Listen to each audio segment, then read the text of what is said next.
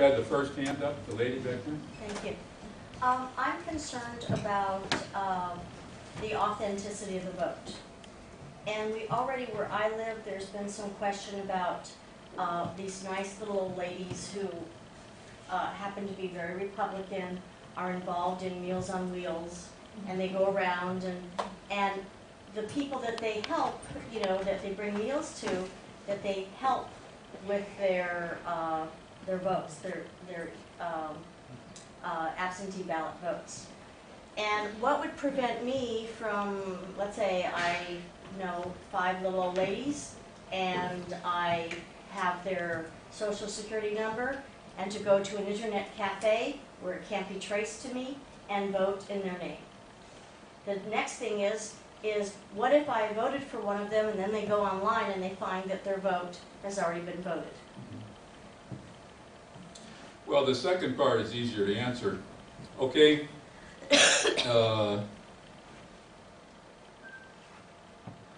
I think one example of this is what they're doing in Washington and in Oregon. In most of Oregon and all of Washington, they vote by mail. And the election officials send out the ballot materials and everybody votes at home. So you have a lot of those similar situations.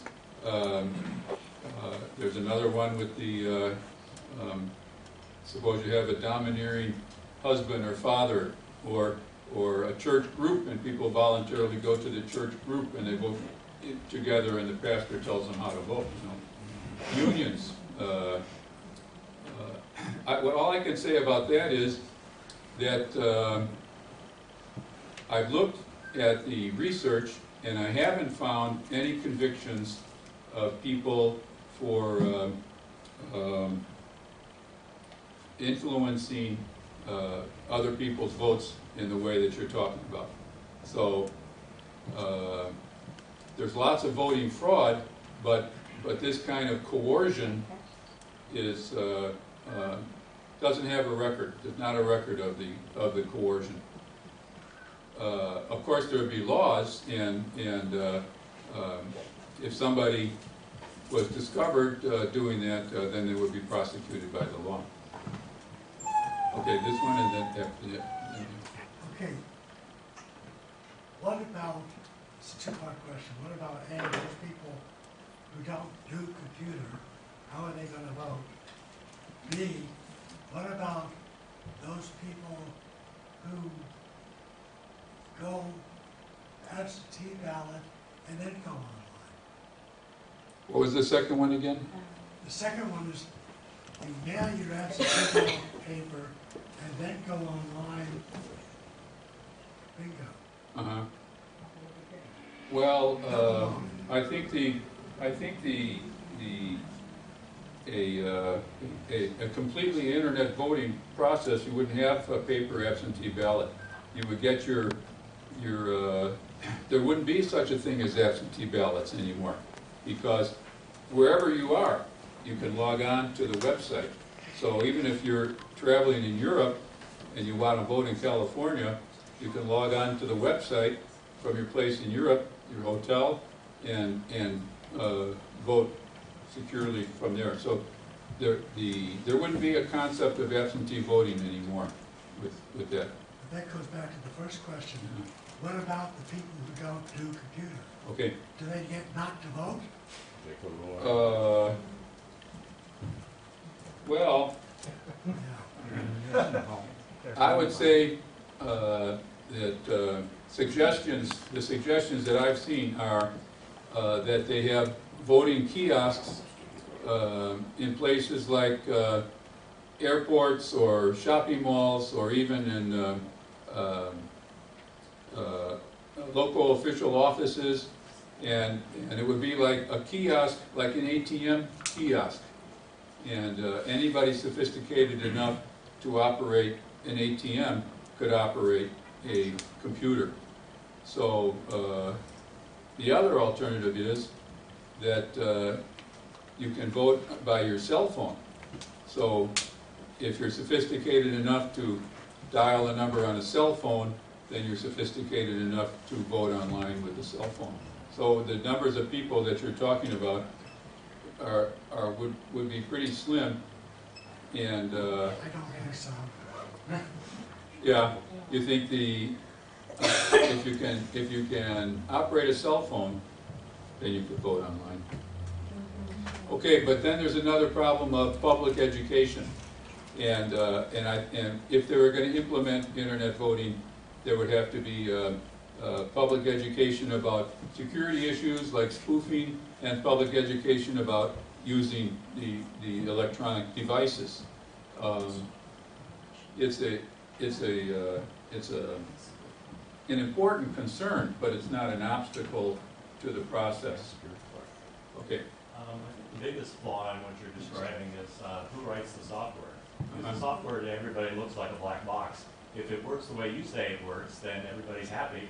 If I happen to write that software and I think that Sarah Palin should be President of the United States, Sarah Palin's going to be President of the United States. If I can replace your software with my software, Sarah Palin's going to be President of the United States.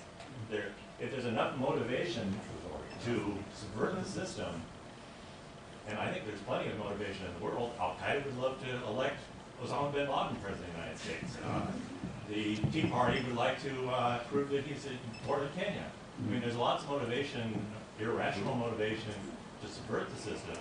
And by making it convenient for people, you're also making it convenient for computer programs.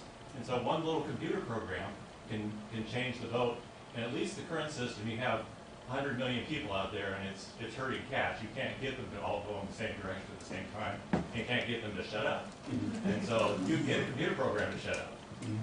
So you can subvert this internet's voting system. There's plenty of motivation to do it. You know, maybe the military can do it because they got like guns and they can sit next to the computer and say, you know, don't touch that computer. You know, and we're going to use secret codes. You know, they know how to do secure communication. But they spend a hell of a lot more money than anybody else is going to spend on voting, you know, to make sure that the guy with the gun get paid and the equipment manufacturers get paid. Okay, that's definitely a major and very effective argument against internet voting. That's one of the arguments that resulted in CERV being shut down, that people were concerned an insider could get in and fiddle with the code so that for every 2 votes the machine produces an extra vote for whatever candidate the programmer favors. Well, there's a lot of answers to that one. One is the server, it has to be kept in a secure location.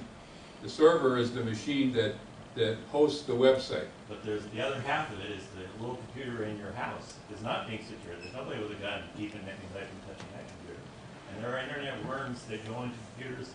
And there are millions of subverted computers on the internet. And the average user is not sophisticated enough to keep malicious code out of the computer.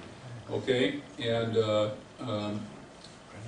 one answer to that issue, the issue of viruses invading computers and maybe altering votes or spying on people or misdirecting people. There was a guy named, let's see if I have it down here, Gary McKinnon. Gary McKinnon was a computer programmer in England, and he lost his job and he had nothing to do, so he hacked into a U.S. military personnel office computer system around 2001, in the days when their security technology was not fully developed. And he fished around in there, and the military traced his signal right back to his house, and he was arrested, and he spent the last 8 years fighting extradition from England. So if you want to spend your life fighting the law, you know, you think about that. Is that worth changing a few votes? Al-Qaeda doesn't have any problem with that. The Chinese government may not have any problem with that. The Iranian government may not have any problem with that. They're on the internet. They can They can get computers all over the world, they can get people to help them, they're motivated. That's the issue, is that if you're sufficiently motivated, all of these safeguards can be overcome. So, and a high stakes election has got a lot of motivation behind it. You know, well, Okay, yeah, and you only have to change a marginal number of votes to win, to change an election. Yeah, so that's an effective argument. And my answer would be, first, that the server can be protected. right. And so the problem is with the personal computers that people use to vote on. Here again is an education problem. There's a lot of people who have computers who don't have even the commercial security software. Commercial security software can protect computers from a lot of these invasions that you're talking about. So that would be the way to defend. Not terribly well-funded invasions. Well-funded invasions, you have no protection. If the NSA wants to subvert your computer, they will have no trouble at all doing it. They are funded well enough. They have technically sophisticated people. They know the system. They can attack at multiple levels. Mm-hmm.